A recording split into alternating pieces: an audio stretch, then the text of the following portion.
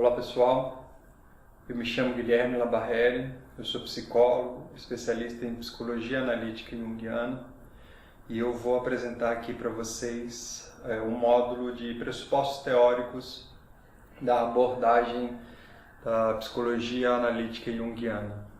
Eu vou apresentar os temas, a influência do Oriente, através do Segredo da Flor de Ouro, do pensamento de Jung.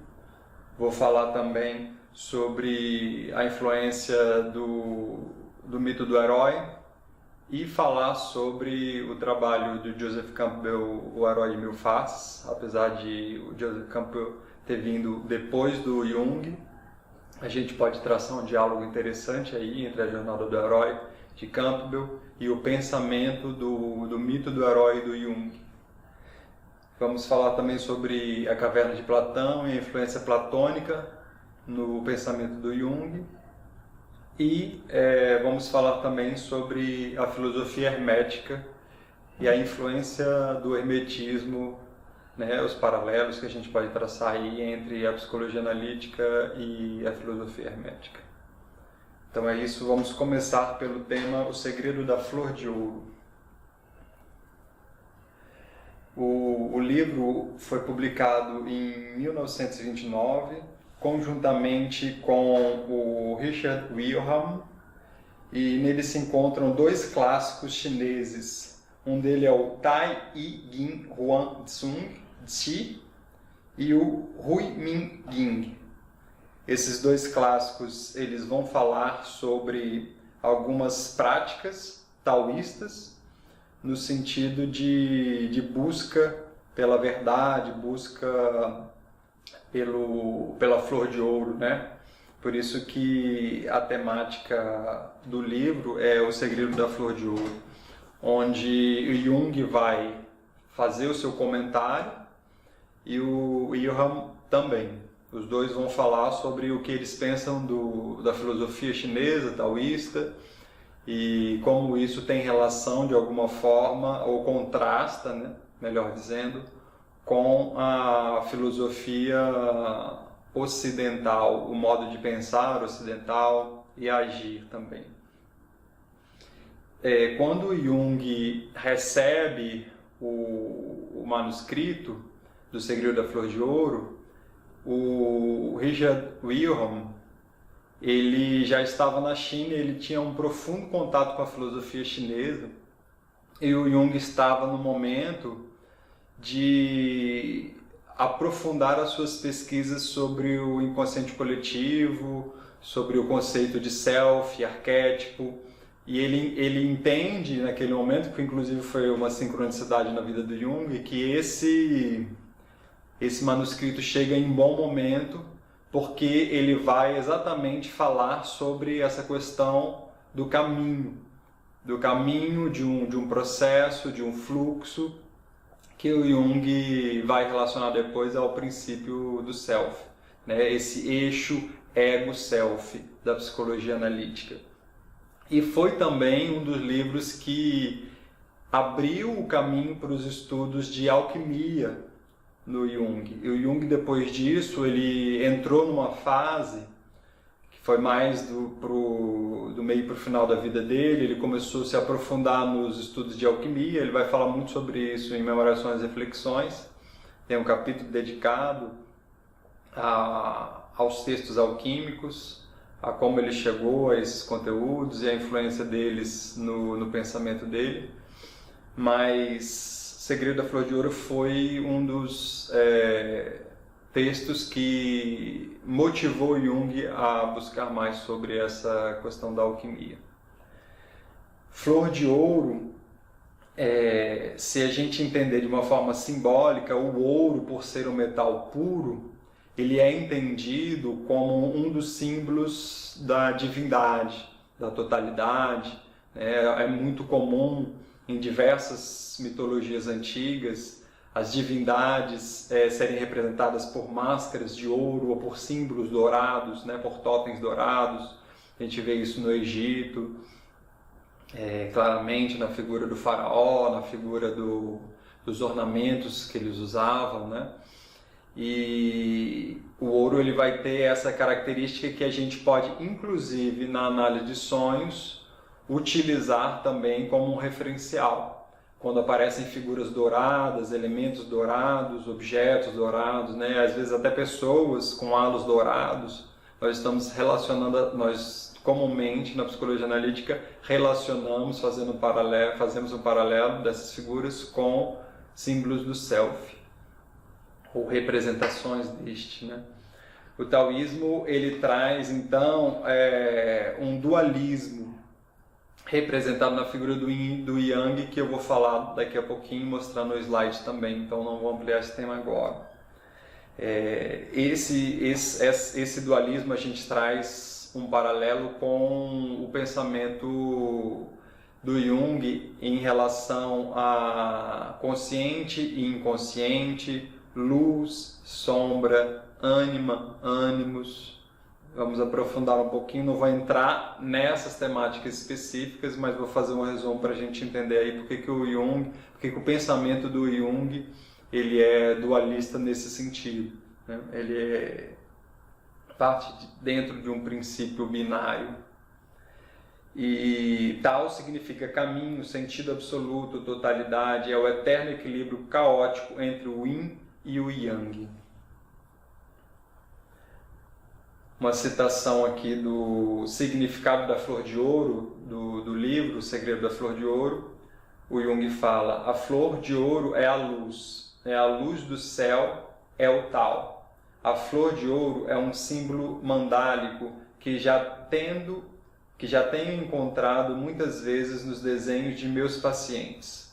Ela é desenhada a modo de um ornamento geometricamente ordenado, ou então como uma flor crescendo da planta. Esta última, na maioria dos casos, é uma formação que irrompe do fundo da obscuridade em cores luminosas e incandescentes, desabrochando no alto sua flor de luz.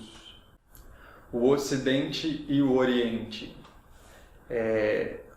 Uma das coisas que o Jung aborda nessa primeira parte do livro, onde ele comenta sobre o segredo da flor de ouro, é a diferença de pensamento entre o ocidental e o oriental.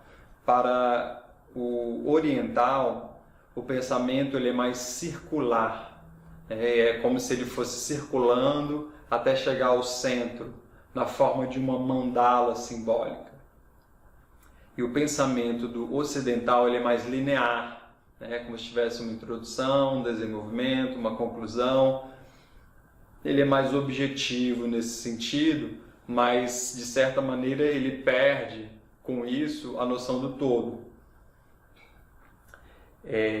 A verdade para o ocidental deve ser buscada a partir de um referencial externo, de fora. E já para o oriental, a verdade ela tem que ser encontrada dentro de si. É um encontro consigo mesmo. Isso daí a gente pode relacionar aos conceitos de introversão e extroversão do Jung. Ele entende que as pessoas têm diferentes atitudes em relação ao mundo. Algumas são introvertidas e outras são extrovertidas. Às vezes ele usa o nome temperamento também. Se a pessoa tem um temperamento introvertido, ela vai se movimentar, ela vai atuar no mundo através dos seus referenciais internos. Se a pessoa é extrovertida, ela vai atuar no mundo através dos seus referenciais externos. O que isso significa? A ênfase que é dada nas ações são motivadas mais pelo interior ou pelo exterior. Então, segundo Jung, de uma maneira mais ampla, obviamente que a gente não pode dizer que todos os orientais são introvertidos ou todos os ocidentais extrovertidos, mas de uma maneira mais ampla o Jung faz essa leitura. Os orientais, então, eles buscam agir principalmente através das suas concepções internas, dos seus referenciais internos, a própria filosofia de Confúcio, Buda, a filosofia oriental, de uma forma geral, e a gente pode pegar aí vários textos hinduístas também, eles dão uma valorização ao referencial interno, né, à divindade interna. O budismo, então, é um grande exemplo disso. Já para o ocidental, nós podemos fazer uma relação de uma forma mais genérica com a extroversão. Se a gente pegar o próprio método científico, ele é baseado sempre na coisa, no objeto explorado, na metodologia que vai ser aplicada para chegar a um resultado. O chinês tende a fazer uma observação mais ampla, né, e entende que, de certa maneira, o resultado vai se dar através do entendimento mais amplo. A filosofia do Tao, ela fala muito sobre isso. No Ocidente, a gente prioriza a ação. No Oriente, é a ação através da não ação. O que isso significa? A ação, a gente não precisa explicar, é direto, né? O que eu faço, qual a importância dos meus atos, quais as consequências dos meus atos, eu observo diretamente. O oriental, ele vai dar ênfase na questão do referencial interno. Então, ele vai observar sem interferir, ou fazendo o mínimo de interferência possível. E isso, claro, estou falando do ponto de vista filosófico, né? Os textos clássicos de sabedoria oriental, eles vão trazer esse pensamento, né? Trazer o pensamento de que existe um fluxo, que as coisas acontecem num próprio ritmo, que cada coisa tem o seu tempo, e que nós temos que, antes de agir e interferir no tempo das coisas, parar e contemplar. Então o taoísmo também traz a arte da meditação e da contemplação, onde a gente observa, presta atenção no ritmo, no tempo das coisas e aprende com isso. E de certa maneira nós também com isso aprendemos a entender e observar o nosso mundo interior. O que passa pela nossa cabeça, os nossos pensamentos, os nossos sentimentos. O Jung, sobre essa temática, ele vai falar: o Oriente nos ensina outra forma de compreensão, mais ampla, mais alta e profunda, a compreensão mediante a vida. Conhecemos esta última a modo de um sentimento fantasmagórico que se exprime através de uma vaga religiosidade, motivo pelo qual preferimos colocar, entre aspas, a sabedoria oriental, remetendo-a para o domínio obscuro da crença e da superstição. Desta forma, ignoramos totalmente o realismo do Oriente. Não se trata, porém, de intuições sentimentais, de um misticismo excessivo que tocasse as raias patológicas de um ascetismo primitivo e intratável, mas de intuições práticas nascidas da flor da inteligência chinesa e que não temos motivo algum para subestimar. Então o Jung expressa de forma bem clara aqui o pensamento dele a respeito da crítica ocidental para o Oriente. E é muito interessante, porque é exatamente nesse momento onde ele vai observar mais de perto a filosofia taoísta e a filosofia oriental, entender melhor o pensamento deles, que de certa maneira já era afinado, né? O pensamento do Jung já era afinado com o pensamento oriental, porque o Jung é um grande introvertido, isso ele mesmo assume em cartas, quando fala de tipos psicológicos ele deixa entender. E pelas ações dele, quem estudou a vida e a obra de Jung, entende que realmente a ênfase do Jung ela é no mundo interno, até mesmo na própria concepção de inconsciente, né?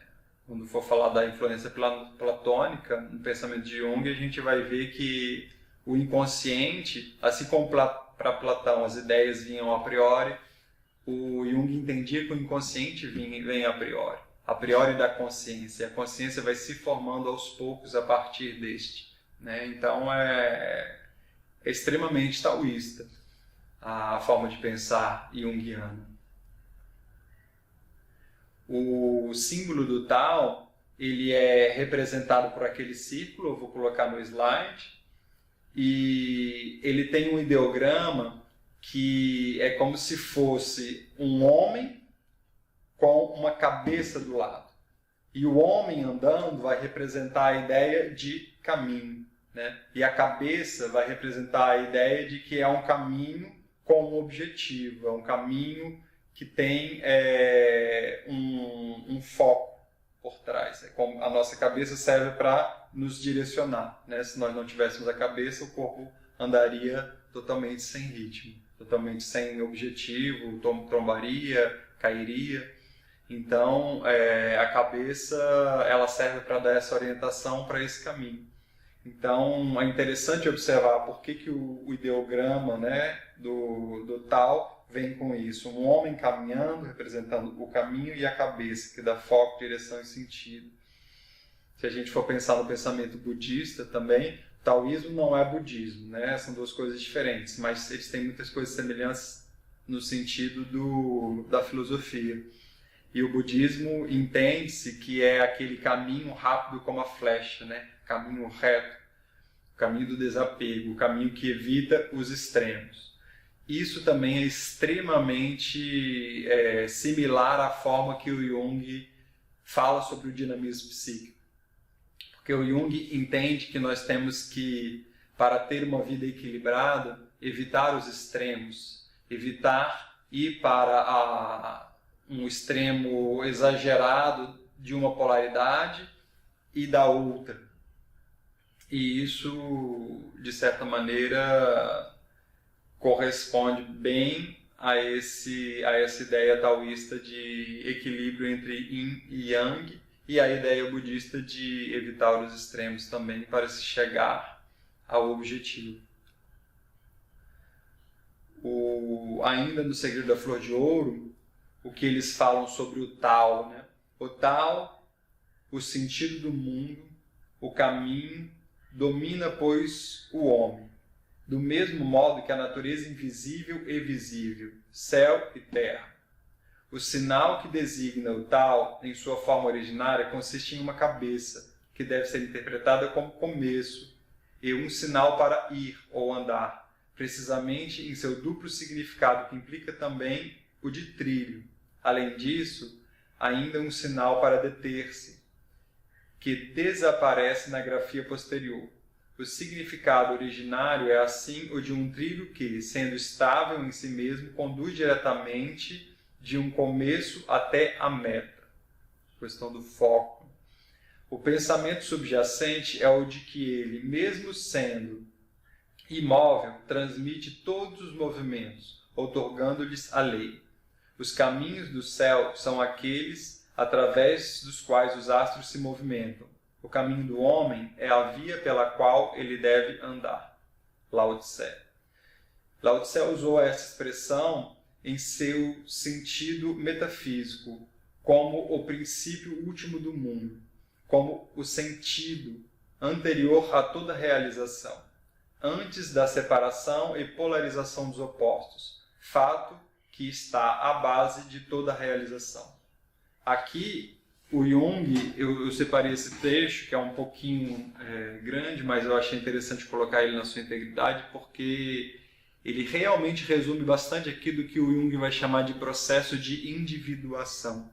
O processo de individuação seria esse processo que caminha aí no eixo ego-self, no sentido de ampliar a nossa visão de mundo e no sentido de certa maneira, ir em direção ao centro, né? Assim como uma grande mandala. E o self seria esse centro. E a ideia de self como centro, ela está muito visível nas mandalas tibetanas, por exemplo. Quando a gente observa ali naqueles livros de mandalas, normalmente a gente observa que no centro existe alguma referência à divindade. Por isso que, para Jung, na representação pictórica, normalmente no centro está a divindade, como um símbolo do self. E ele, no seu livro vermelho, ele faz diversas mandalas. E foi através do livro O Segredo da Flor de Ouro que o Jung também começou a traçar paralelos entre a mandala e a sua psicologia, né, analítica, e também que ele começou a aplicar na sua própria vida. O Jung teve um período da vida dele em que ele teve alguns desentendimentos com Freud e, por consequência disso, também com o Círculo Psicanalista de Viena, onde o Jung era presidente nesse momento. E isso teve consequências muito intensas para a vida do Jung, onde ele se tornou extremamente perturbado durante alguns anos e voltou-se para dentro e questionou se o que ele estava fazendo era certo, se ele realmente iria ir contra o grande mestre Freud da época, que foi alguém que, de certa maneira, também influenciou o pensamento de Jung, né? Então, nesse momento, o Jung começa a ter diversos pensamentos, diversos sonhos, ele começa a anotar isso, e quando ele tem contato com a filosofia oriental e a ideia das mandalas, ele começa a praticar intensamente. E ele cita isso no Memórias, Sonhos e Reflexões como sendo algo que ajudou muito a ele a voltar-se para o seu centro, a encontrar o seu centro, né? E isso provavelmente impediu ele de ter algum tipo de complicação mais grave, até mesmo um surto psicótico. Ele mesmo coloca isso como uma possibilidade em alguns pontos, né, da sua autobiografia. Então, as mandalas têm uma importância muito grande na psicologia analítica, porque, de certa maneira, para Jung, elas servem para organizar o psiquismo, reorganizar. Se ele está desequilibrado, se ele está correndo o risco de se fragmentar, as mandalas servem como um exercício que não é racional, não pode ser racional, tem que ser orgânico, tem que ser fluido. Se você começa a trabalhar, e aí vão existir várias técnicas para trabalhar na mandala, você consegue de alguma maneira se reestruturar e se reequilibrar de uma forma não pensada, né? Mas de uma forma técnica, de uma forma fluida, assim como o Tao, né? Que segue um fluxo natural. Você volta para o seu fluxo natural.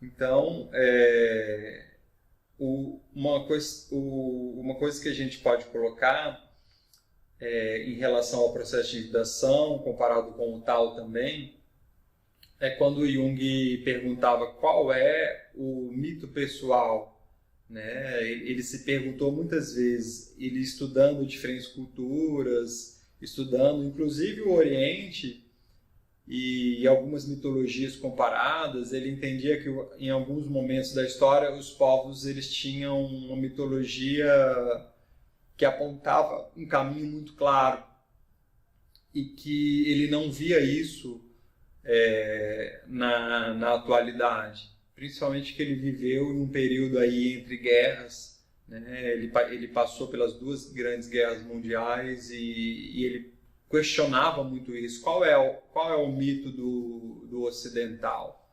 Qual é o mito pessoal também dele? Ele se perguntou muitas vezes, porque ele não acreditava que o que estava acontecendo naquele momento era algo que, de certa maneira, estava em equilíbrio ou apontava para algum caminho. Ele não conseguia ver lógica e sentido nenhum no que estava acontecendo. Ele via, na verdade, um grande desequilíbrio. E ele fez o caminho oriental. Ele foi encontrar respostas no seu interior, no seu inconsciente, nas imagens do seu inconsciente. E ele transformou isso em desenhos, em mandalas, e a gente pode ver o resultado disso no Livro Vermelho. Recentemente também houve a publicação pela Vozes do livro A Arte de Jung. E ali a gente pode ver que Jung praticava desenhos, mesmo de uma forma mais espontânea, menos teórica, né, e menos focadas em alguma técnica ou metodologia, que depois que ele foi pensar e desenvolver isso, mas ele já praticava desenhos desde a sua infância.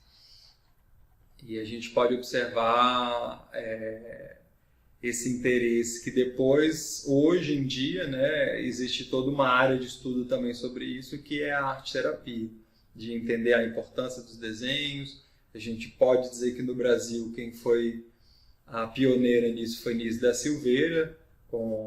Hoje a gente tem o Museu do Inconsciente no Rio de Janeiro, e enquanto ela trabalhou lá, tem um filme belíssimo que mostra a vida da Nise da Silveira, mostra como que esses desenhos que vêm do inconsciente são ricos, né, em arquétipos, em símbolos, que contam aí, de certa maneira, a história mitológica da humanidade. E então, uma indagação que o Jung colocava era essa: qual é o nosso mito pessoal? E para se chegar a essa resposta, o caminho que ele encontrou foi esse de voltar-se para dentro. Foi essa metodologia taoísta, né? Foi através das suas meditações, das suas reflexões, né? Dos seus sonhos, e da tentativa de entendimento e de diálogo entre essas instâncias, né?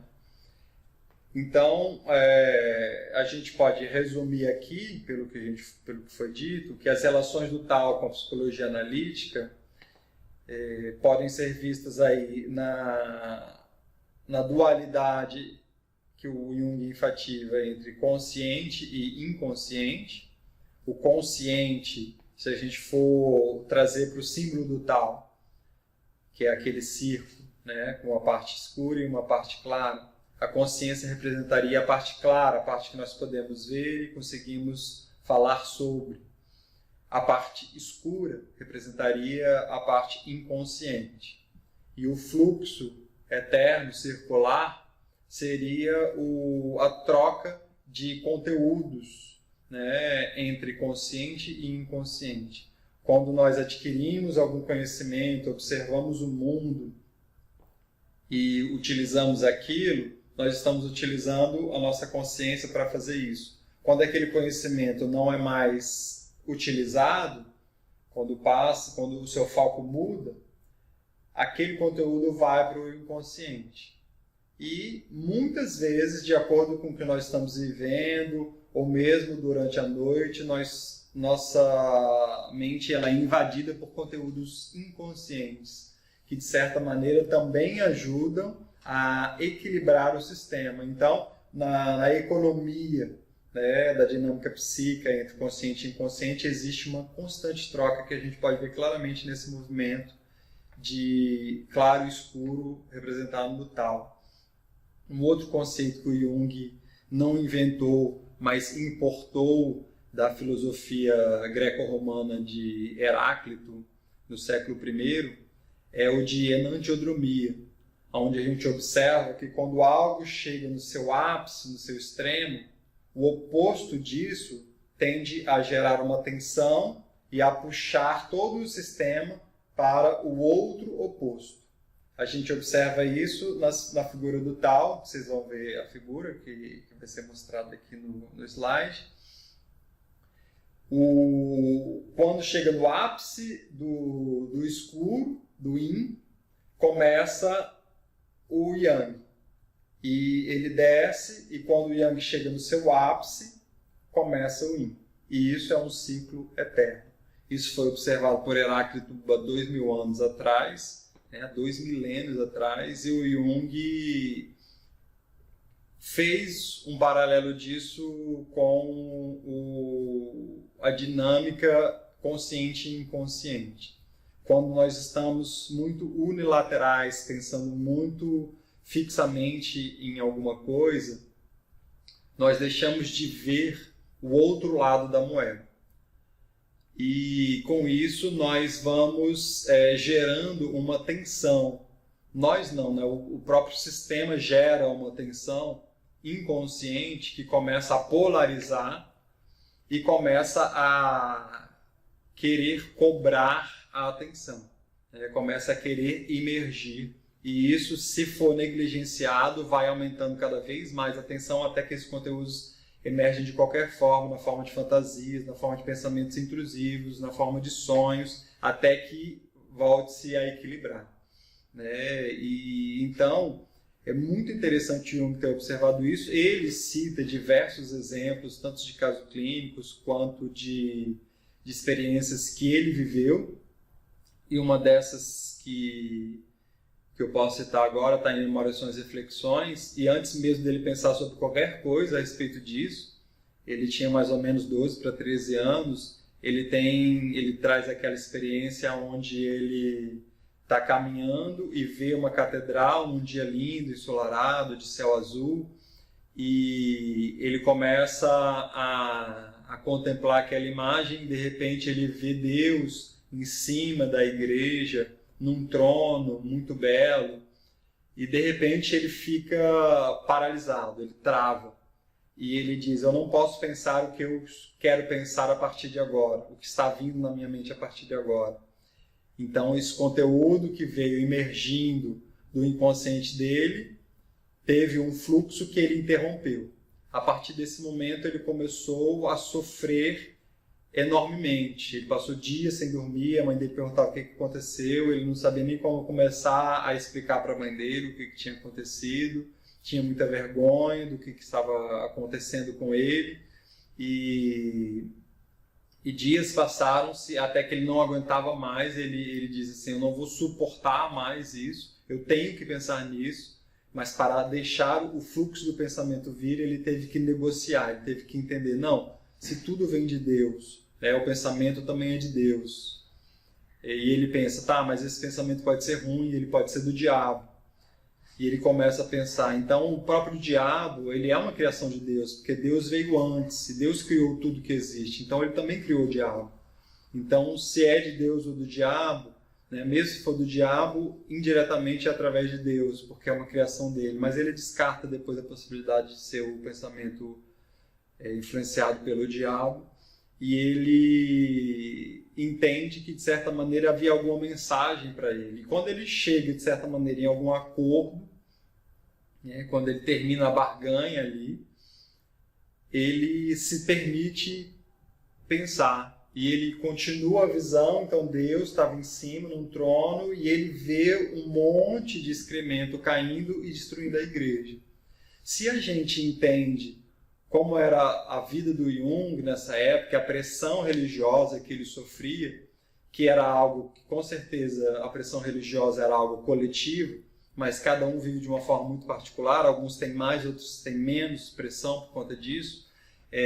O pai do Jung, ele era um pastor protestante, e ele, por ser presbítero, tinha uma grande influência, né, no pensamento de Jung, mas o Jung sempre viu muita incoerência nos pensamentos, nos atos do pai, e muita incoerência nos próprios textos religiosos. Ele tinha muitas dúvidas sobre aquilo, só que ao mesmo tempo ele sentia que ele não tinha direito de pensar sobre isso, né, de questionar, de criticar isso.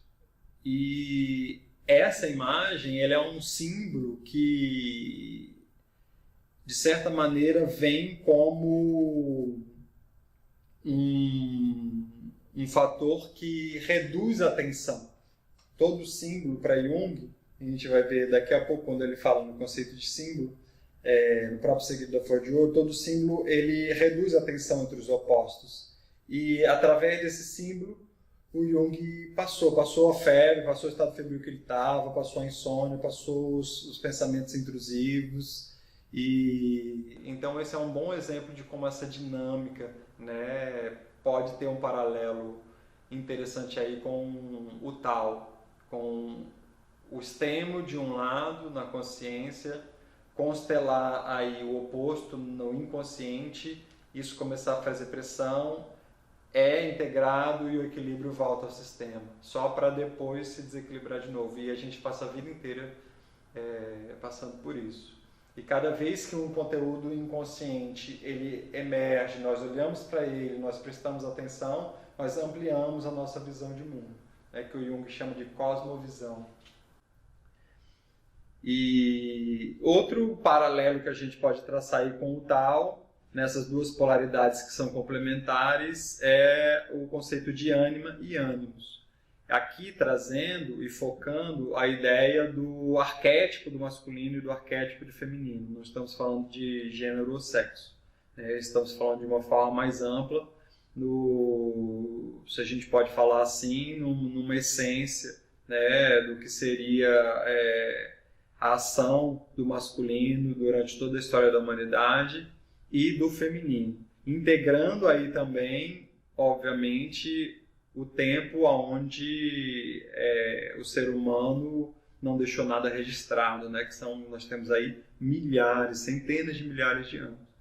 Então, ânima e ânimos vai representar aí essa complementariedade que existe entre o masculino e o feminino. Se a gente pensar até fisicamente, existe uma complementariedade onde da união dos dois, através do ato sexual, se nasce um novo indivíduo. Então, o Jung entendia que se nós somos do sexo masculino, o nosso inconsciente, que está relacionado à nossa alma, ele seria feminino. E o objetivo do nosso caminho, um dos objetivos é integrar esse lado feminino. E vice-versa, se a mulher, se a pessoa é mulher, se a mulher é do sexo feminino, ela vai ter uma alma masculina, que ele chamou de ânimos. E parte da história, do caminho dela, do processo de individuação, seria integrar isso. A gente vai ver isso daí nos conceitos tanto do hermetismo quanto na jornada do herói. E na alquimia fica muito claro isso na ideia de coniúncio. Coniúncio, que significa união, comunhão. Coniúncio oppositorum, que é a união dos opostos. E muitas vezes representada pictoricamente na alquimia sobre o casamento sagrado, o hieros gamos, do rei e da rainha, do homem com a mulher, formando o andrógeno. Então, a ideia alquímica, que é muito bem representada aqui, por isso que o Jung entende o taoísmo e esses tratados taoístas como alquímicos, porque o símbolo do Tao ele traz a ideia do andrógeno quando entende que a totalidade é completa por dois elementos, duas polaridades que são complementares. Então, ainda sobre os símbolos, a união dos opostos no nível mais alto da consciência, como já mencionamos, não é uma questão racional e muito menos uma questão de vontade, mas um processo de desenvolvimento psíquico que se exprime em símbolos. Historicamente, esse processo sempre foi representado através de símbolos e ainda hoje o desenvolvimento da personalidade individual é figurado mediante imagens simbólicas.